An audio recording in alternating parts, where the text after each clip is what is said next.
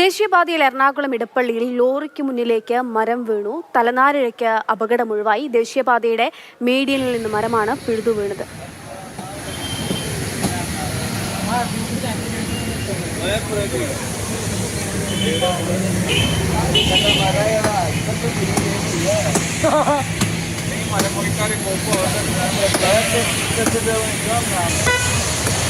മരം മുറിച്ചു മാറ്റുന്നതിനായിട്ടുള്ള നടപടിക്രമങ്ങളാണ് ഇപ്പോൾ അവിടെ നടന്നുകൊണ്ടിരിക്കുന്നത്. പ്രദീപ് ജോസഫ് വിവരങ്ങൾ നൽകാനായിട്ടുണ്ട്. പ്രദീപ്, ഇടപ്പള്ളി ഏതു ഭാഗത്തായിട്ടാണ് ഈ മരം ഇങ്ങനെ വീണത്? ഇത് കാറ്റും മഴയും ഒക്കെ ഉണ്ടായിരുന്നു. എന്തായിരുന്നു ഉണ്ടായത്?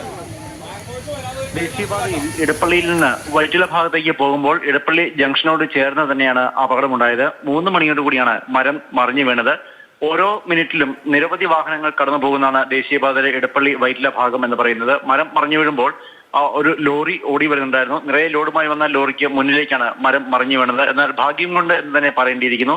അപകടം കാര്യമായി ഒന്നും തന്നെ ഉണ്ടായില്ല. ലോറിക്ക് നിസ്സാര കേടുപാടുകൾ മാത്രമാണ് ഉണ്ടായത്. ദേശീയപാതയുടെ മീഡിയനിൽ നിന്നിരുന്ന മരം ചുവട് ദ്രവിച്ച് മറിഞ്ഞു വീഴുകയായിരുന്നു. ഇതേ തുടർന്ന് ഏറെ നേരത്തേക്ക് ഗതാഗതക്കുരുക്ക് അനുഭവപ്പെട്ടു. മരം മറിഞ്ഞു വീണ ഉടൻ തന്നെ പോലീസ് സ്ഥലത്തെത്തി വാഹന ഗതാഗതം നിയന്ത്രിച്ചു. ഫയർഫോഴ്സ് സ്ഥലത്തെത്തി ഏറെ വൈകാതെ മരം മുറിച്ചു മാറ്റാനുള്ള നടപടികൾ തുടങ്ങുകയും ചെയ്തു. ആളുകൾ ക്രോസ് ചെയ്യുന്ന ഒരു ഫുട്പാത്ത് അല്ലെങ്കിൽ ഒരു ക്രോസിംഗ് ഇതിന് തൊട്ടടുത്തുണ്ട്. എന്തായിരുന്നാലും അവിടെ ആളുകൾ ഉണ്ടായിരുന്നില്ല.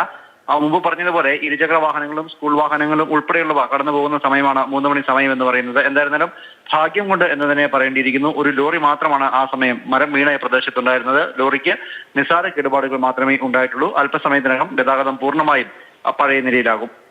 ശരി, എന്തായാലും പ്രദീപ് സൂചിപ്പിച്ച പോലെ തന്നെ നിരവധി വാഹനങ്ങൾ കടന്നു പോകുന്ന ഇടപ്പള്ളി വൈറ്റില റോഡിലാണ് ഈ മരം ഇങ്ങനെ പിഴുതു വീണിരിക്കുന്നത്.